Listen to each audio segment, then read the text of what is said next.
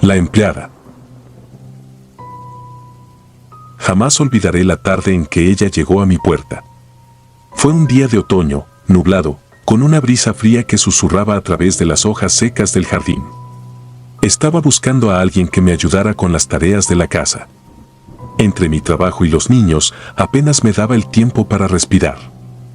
Cuando abrí la puerta, allí estaba una mujer menuda, de piel morena y cabello recogido en un moño apretado. Parecía decente, educada, calmada. Su mirada era penetrante, pero pensé que simplemente tenía carácter. Le di trabajo sin pensarlo mucho. Tal vez fue un error no verificar más sobre ella. Su nombre era Clara. Venía recomendada por una vecina a la que apenas conocía, pero en ese momento necesitaba ayuda desesperadamente. Había algo en su voz, en su manera de moverse por la casa, que al principio me inspiró confianza. Parecía eficiente, discreta. No hablaba más de lo necesario y hacía su trabajo con precisión. Sin embargo, pronto comenzaron a pasar cosas extrañas. La primera señal llegó a las pocas semanas. Empezaron a desaparecer cosas. Al principio, lo atribuí a mis hijos. Pequeños juguetes, cucharas, a veces un plato. Cosas insignificantes. Luego, una mañana, noté que una de mis blusas favoritas no estaba en el armario. Busqué por toda la casa y no la encontré. No era posible que simplemente se hubiera esfumado. Cuando le pregunté a Clara, me miró con esos ojos oscuros e inexpresivos y negó con la cabeza. No, señora. No he visto nada de eso. Dijo sin más. Pero había algo en su tono, una frialdad que me incomodaba.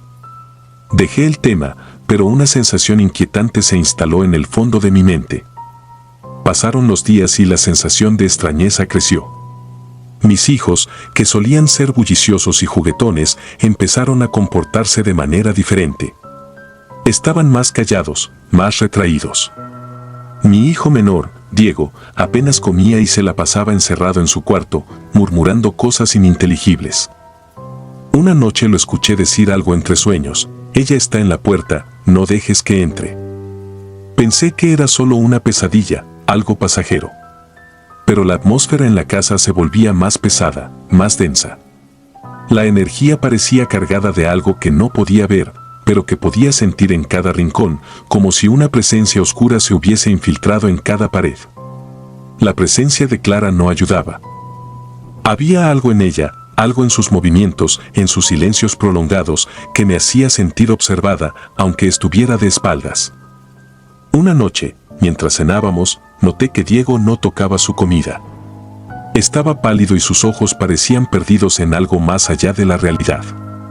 Le pregunté qué pasaba, y sin mirarme, susurró: mamá, ella me está mirando. Miré alrededor, pero no había nadie. Clara ya se había ido para entonces, y estábamos solos en la casa. O al menos eso creía. Esa noche, mientras me preparaba para dormir, escuché ruidos provenientes de la cocina. Era un susurro bajo, como un canto en un idioma extraño. Me acerqué sigilosamente y, cuando llegué a la entrada, vi algo que me heló la sangre. Clara estaba allí, frente a la ventana, con los brazos extendidos hacia la oscuridad del jardín. Sus labios se movían, murmurando algo incomprensible, y el aire a su alrededor parecía vibrar, como si algo invisible estuviera respondiendo a su llamado. Retrocedí en silencio, con el corazón desbocado, y me encerré en mi cuarto. No dormí esa noche. Solo podía pensar en las palabras de Diego. Ella está en la puerta, no dejes que entre. A la mañana siguiente, enfrenté a Clara. Le dije que se fuera, que no quería volver a verla en mi casa. Lo hice con una firmeza que no sabía que tenía, pero por dentro estaba aterrorizada. Sin embargo, su reacción fue lo que más me aterrorizó. No dijo nada. No discutió. Simplemente sonrió, una sonrisa pequeña y retorcida, y luego se fue sin pronunciar palabra. Pero no todo terminó allí. Los días siguientes, las cosas empeoraron. Las sombras en la casa parecían alargarse, deformarse. Oía risas apagadas en los pasillos, ruidos de pasos cuando no había nadie más que yo. Los niños comenzaron a tener pesadillas constantes y Diego se enfermó gravemente. Los médicos no encontraban ninguna explicación para su estado. Era como si su energía se estuviera drenando poco a poco. Desesperada, busqué ayuda. Recordé las viejas historias que mi abuela solía contarme sobre brujas y espíritus. Me sentía ridícula, pero algo en mi interior me decía que lo que estaba ocurriendo no tenía una explicación lógica.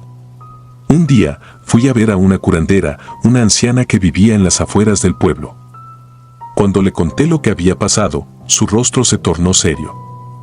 Esa mujer no es lo que parece. Es una bruja negra, me dijo con un tono grave. Has dejado que entre en tu casa y ahora está envenenando tu vida.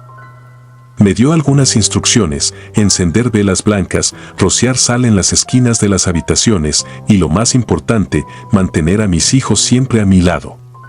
Pero había algo más, algo que debía hacer yo misma. Debes enfrentarte a ella, dijo la curandera. Si no lo haces, ella seguirá regresando hasta que te lo arrebate todo.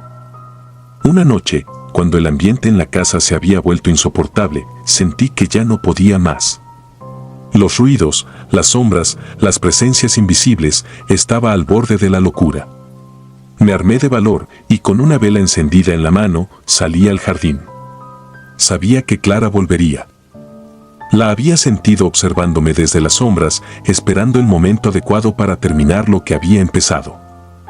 Y entonces la vi. Estaba allí, al pie del gran árbol en el patio, sus ojos oscuros clavados en mí, con una sonrisa maliciosa.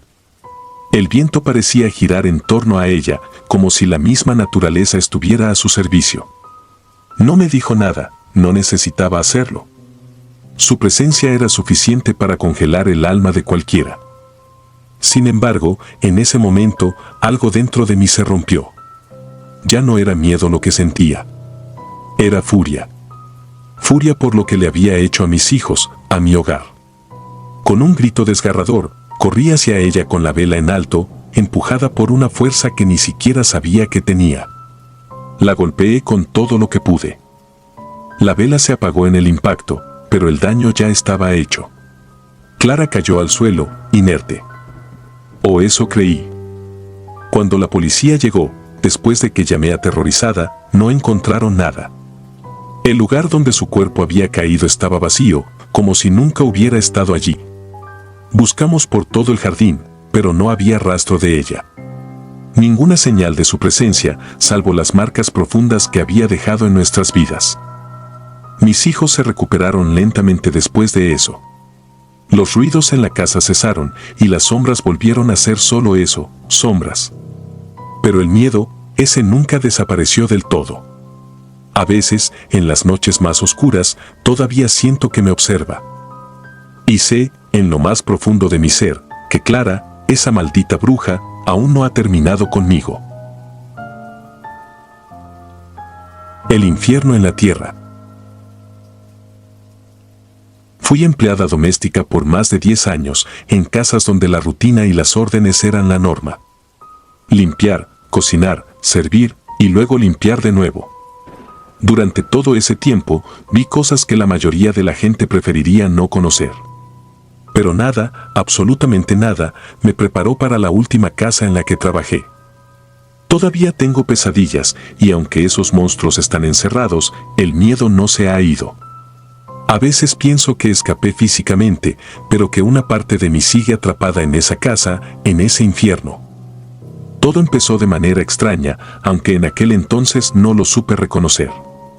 Llegué a trabajar para una familia que parecía común, pero había algo en el ambiente que me ponía incómoda desde el principio. Los Gutiérrez. Así se llamaban, pero la gente del barrio nunca hablaba de ellos. Su casa estaba apartada, vieja y enorme, con techos altos que parecían susurrar en las noches y un jardín lleno de hierba seca que crujía como huesos quebrándose bajo mis pies. El señor Gutiérrez y su esposa eran amables al principio, pero su amabilidad era fría, como un reptil que te mira sin emoción, midiendo el momento exacto para atacar. Me pagaban bien, lo suficiente como para ignorar las primeras señales de alerta.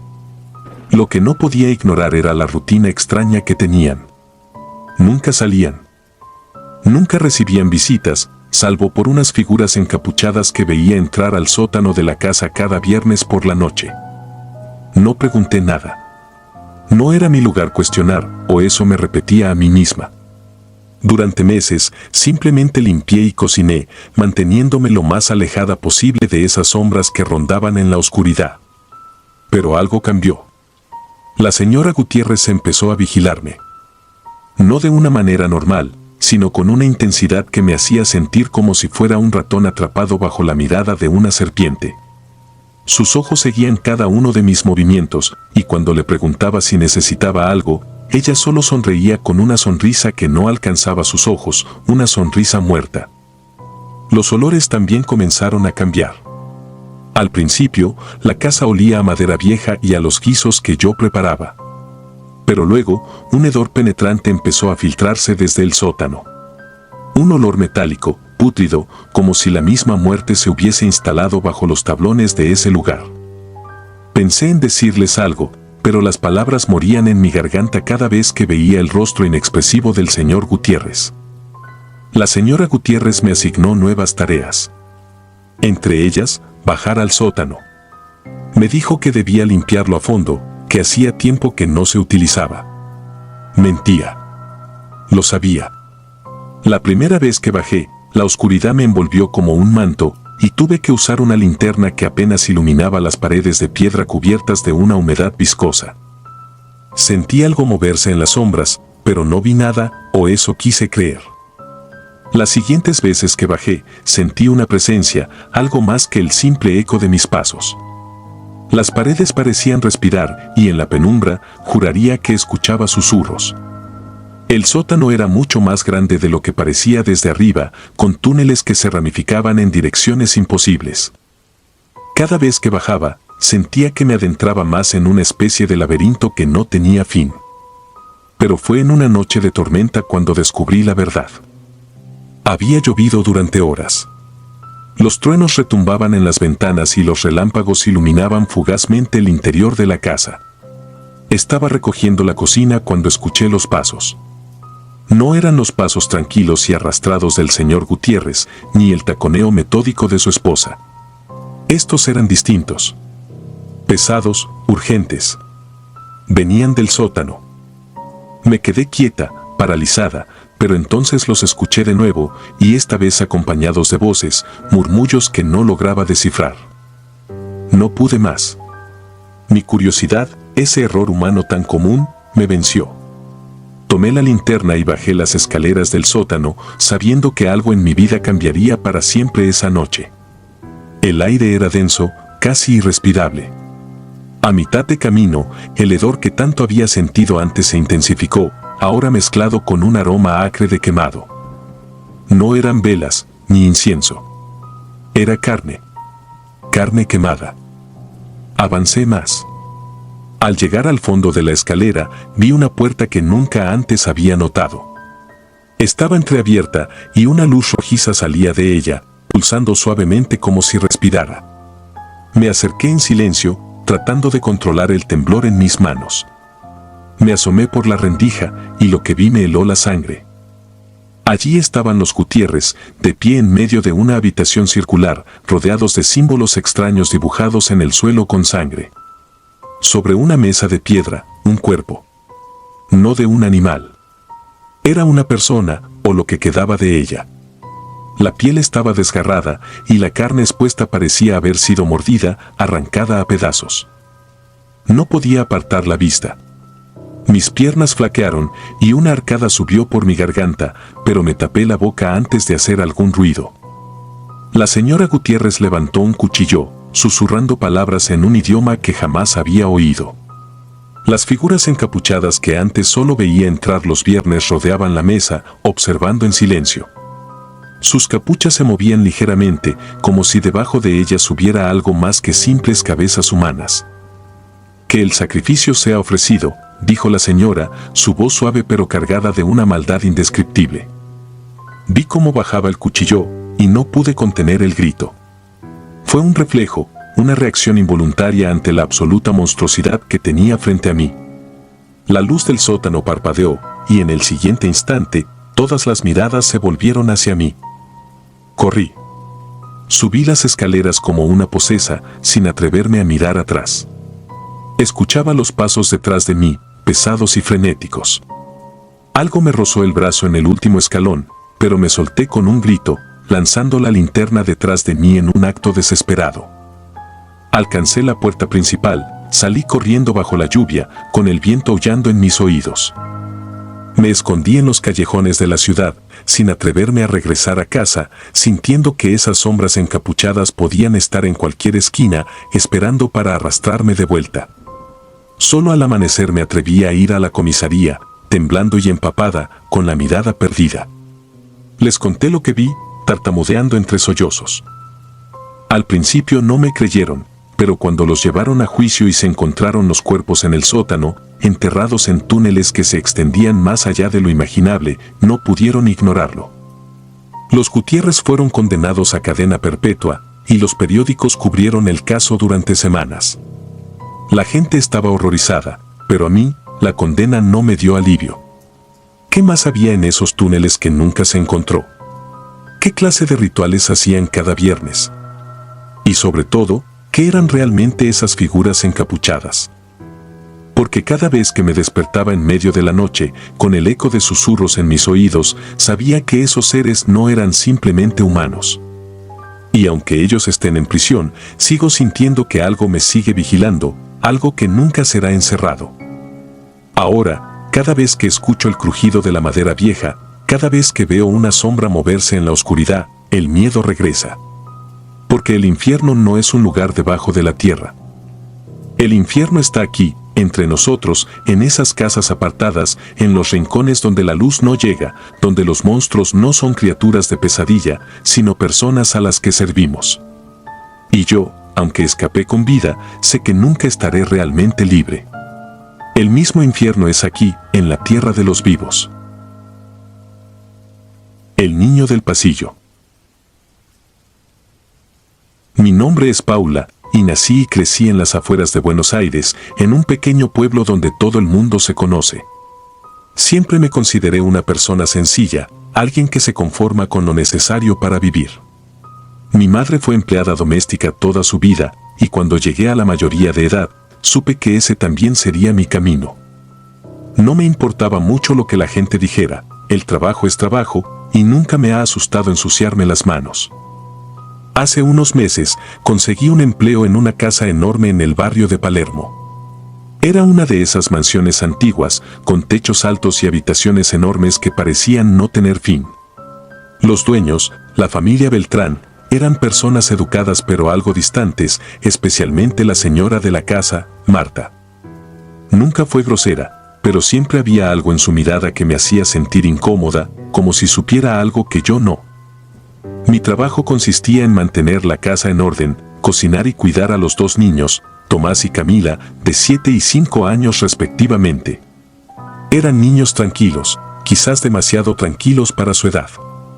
Solían pasar horas jugando en silencio en el salón y rara vez se metían en problemas. La mayoría de las veces ni siquiera sabía dónde estaban, la casa era tan grande que podías pasar todo el día limpiando sin cruzarte con nadie.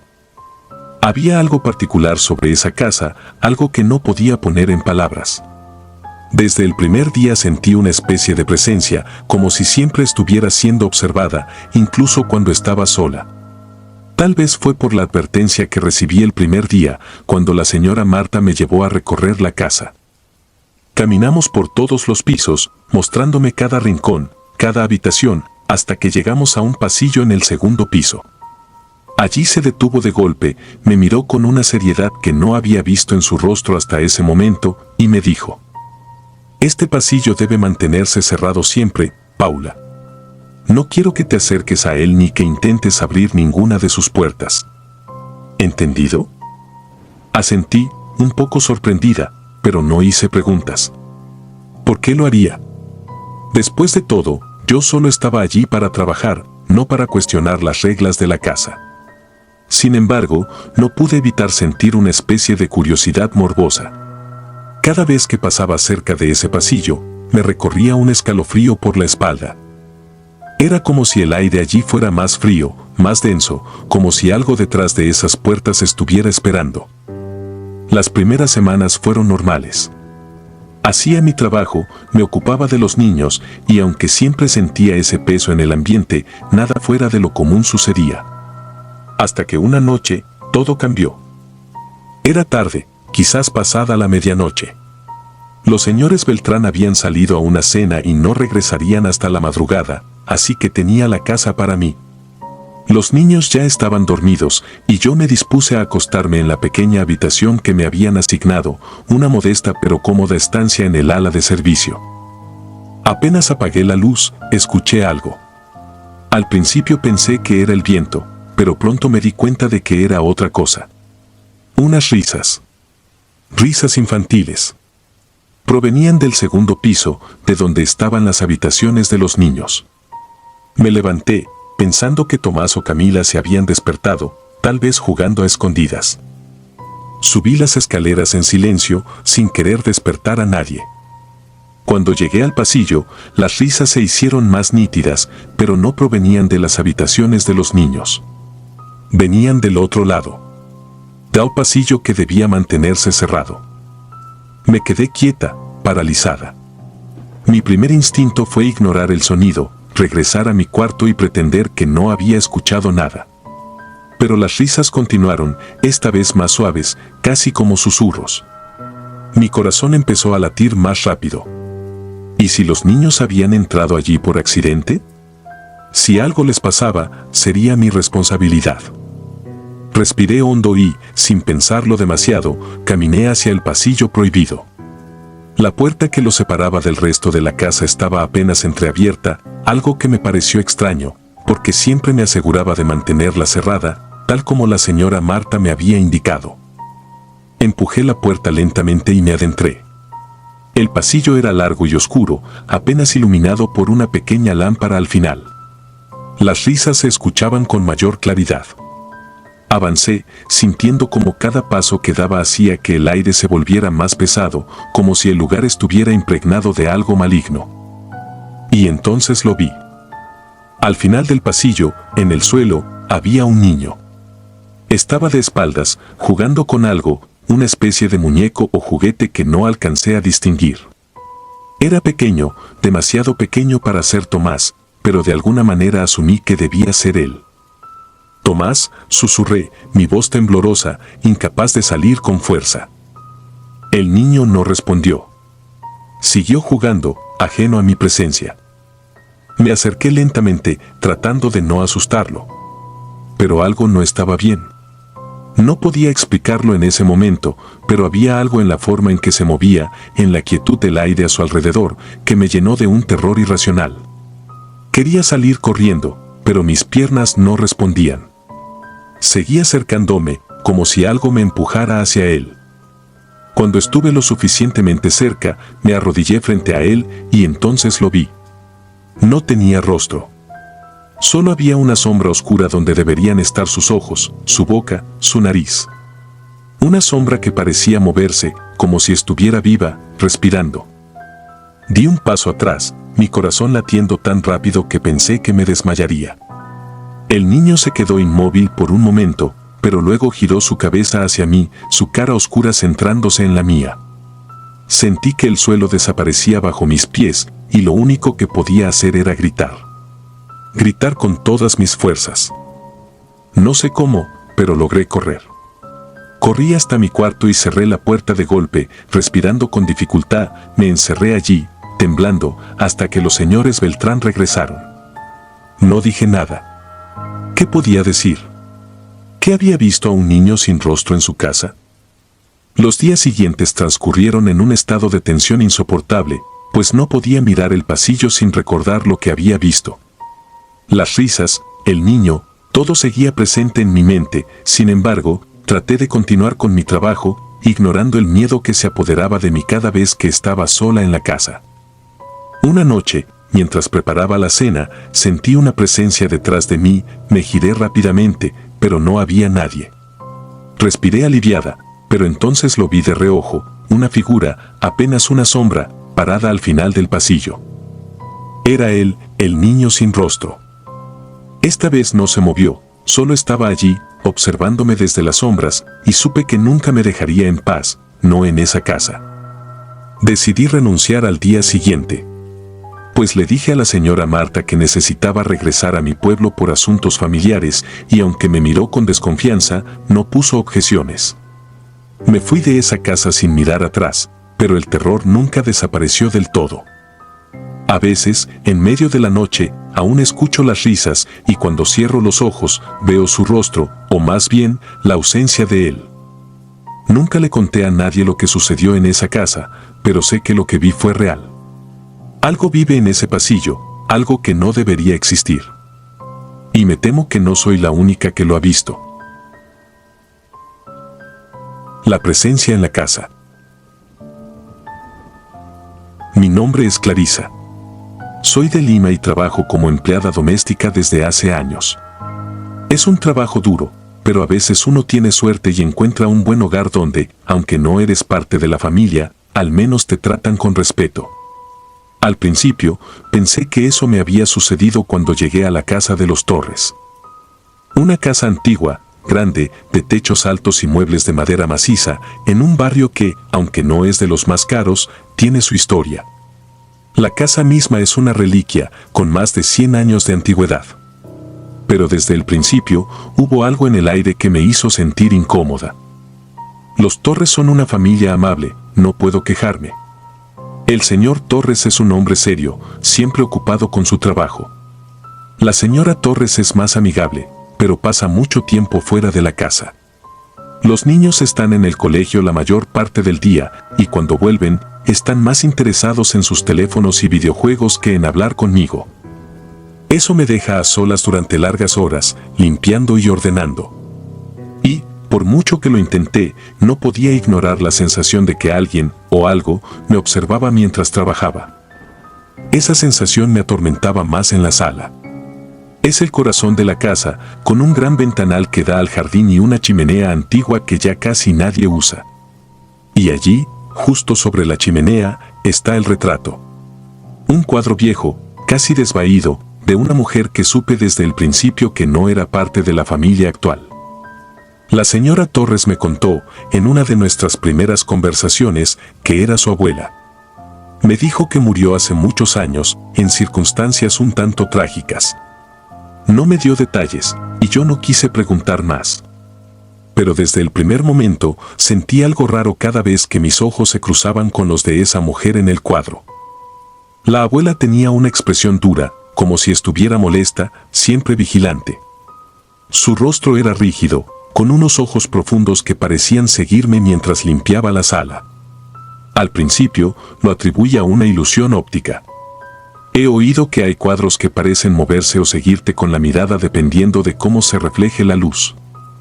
Pero cuanto más tiempo pasaba sola en esa casa, más inquietante se volvía esa sensación. Una noche, después de un día particularmente agotador, decidí quedarme más tiempo para adelantar un poco las tareas del día siguiente. Los Torres estaban de viaje y no había nadie más en la casa. El silencio era total. Mientras limpiaba la sala, sentí un escalofrío que recorrió mi columna vertebral. Sabía que estaba sola, pero no me sentía sola. Al mirar de reojo, vi el retrato. Los ojos de la abuela estaban fijos en mí, mucho más intensos que de costumbre. Me detuve y me giré para verlo de frente. Es solo un cuadro, Clarisa, me dije a mí misma.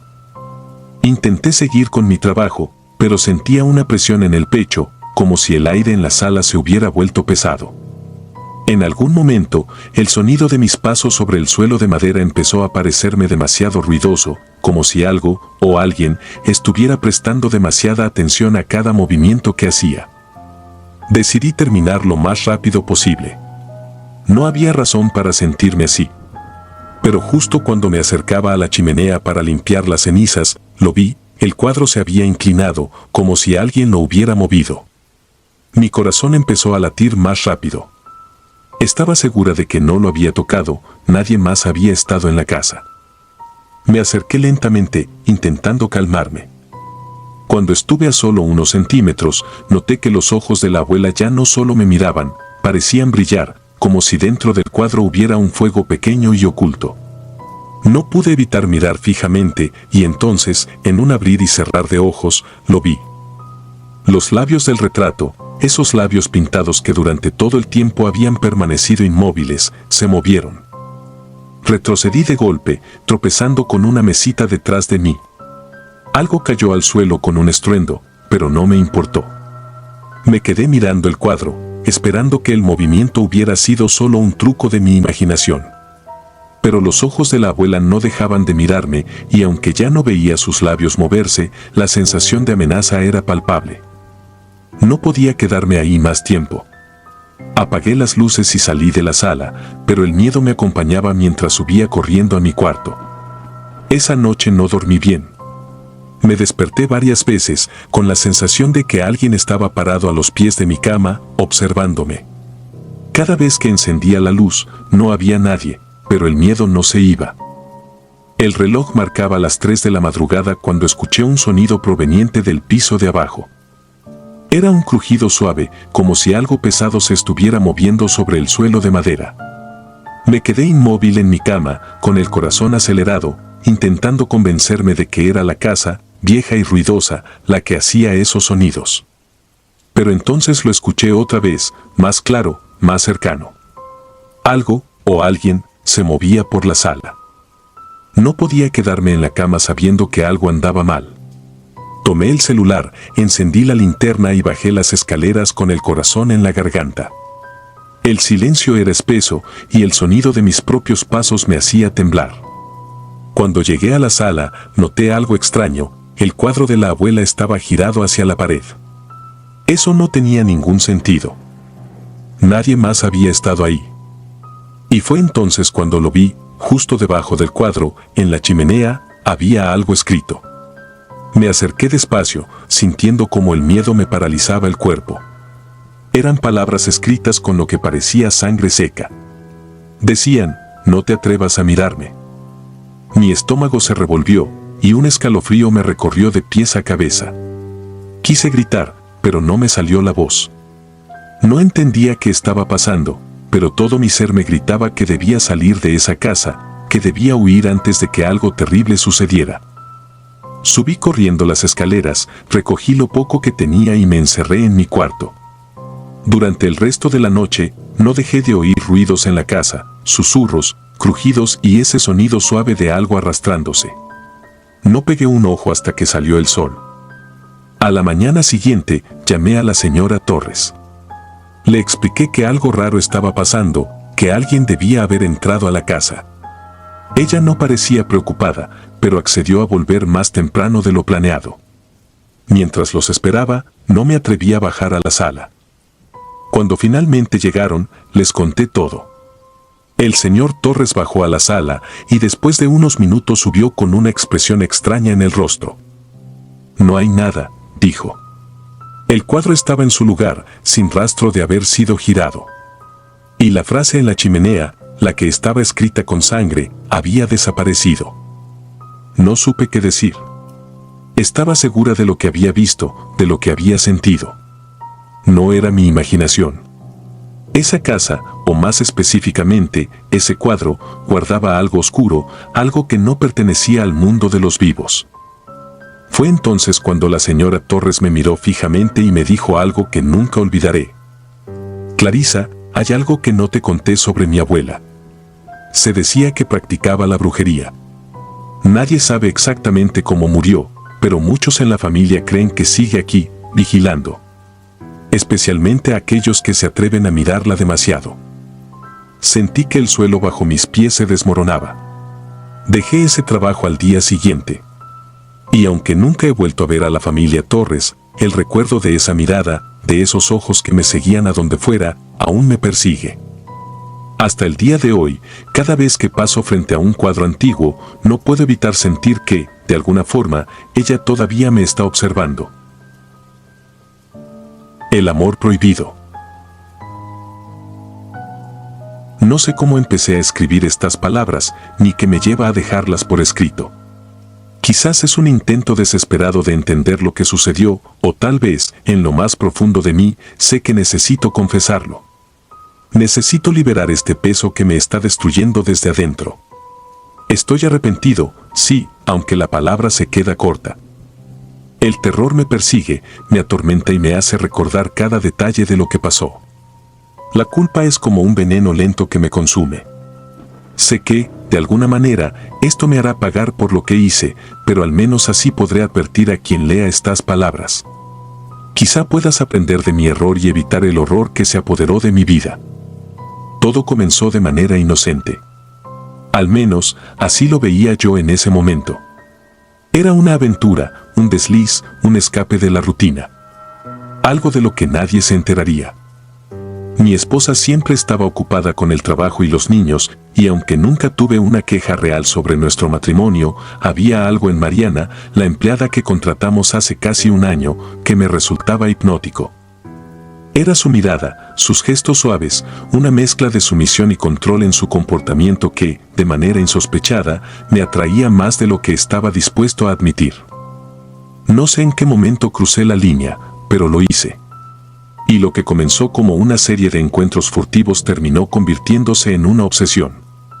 Sin embargo, con el paso de los meses, Mariana dejó de ser la mujer reservada y cautelosa que había conocido. Se volvió posesiva, controladora, incluso dominante. No me di cuenta en ese momento, pero su amor, si es que se podía llamar así, tenía una oscuridad oculta, una especie de sombra que parecía engullirla poco a poco.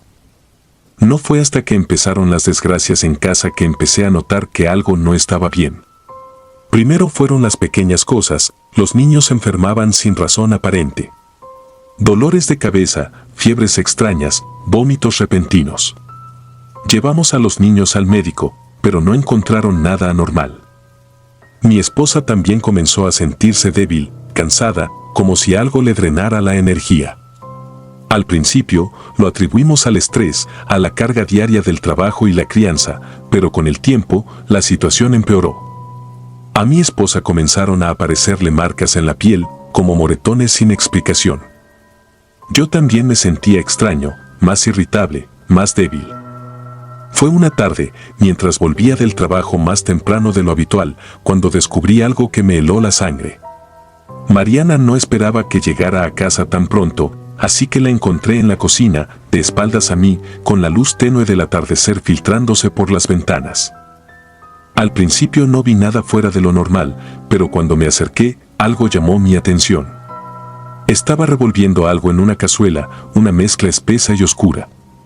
El olor era insoportable, una mezcla nauseabunda de tierra húmeda y algo más, algo podrido. Mi estómago se revolvió. Me acerqué lentamente, intentando no hacer ruido. Mis ojos cayeron sobre una bolsa que tenía abierta a su lado. En su interior había tierra, pero no era cualquier tierra.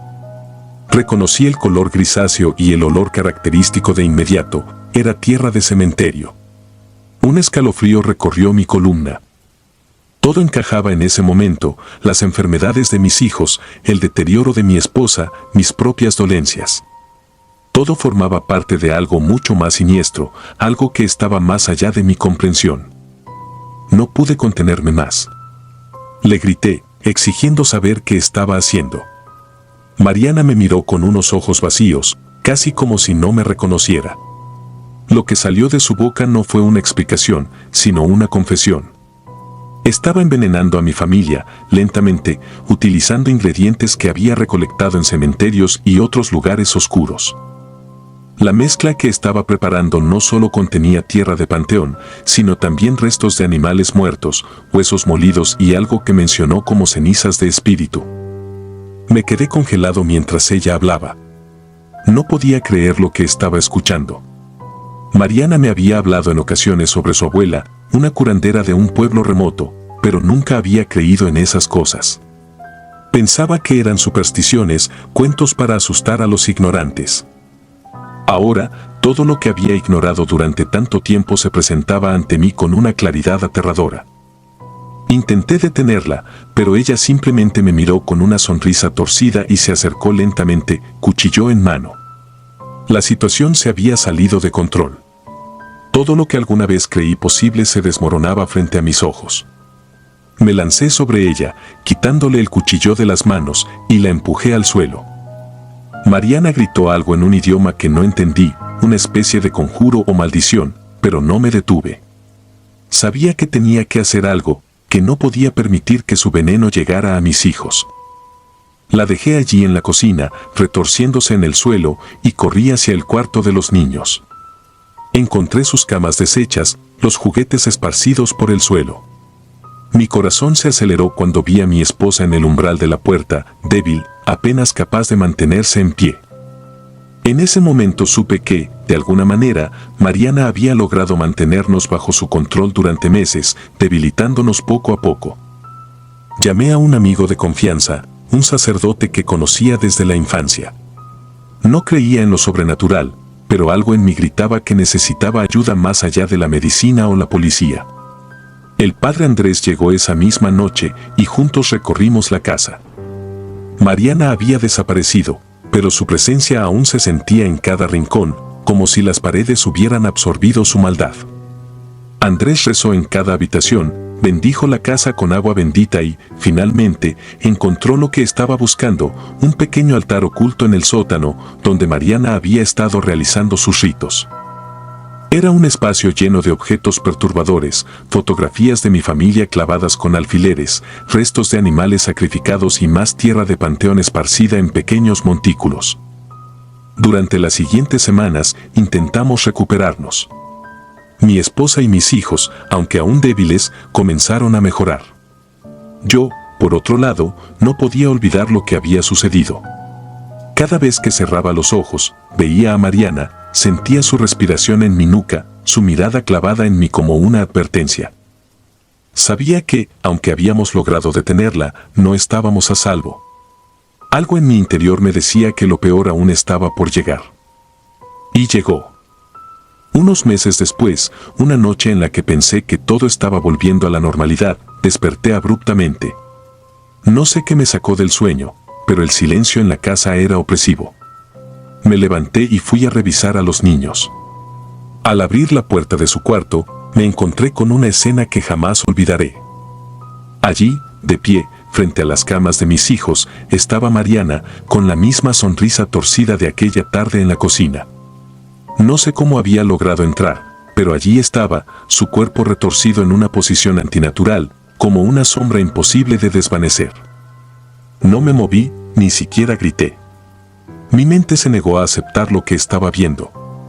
Ella alzó una mano, señalándome, y en un susurro apenas audible, dijo algo que aún retumba en mis oídos: no has terminado con lo que empezaste. Luego desapareció, como si nunca hubiera estado allí.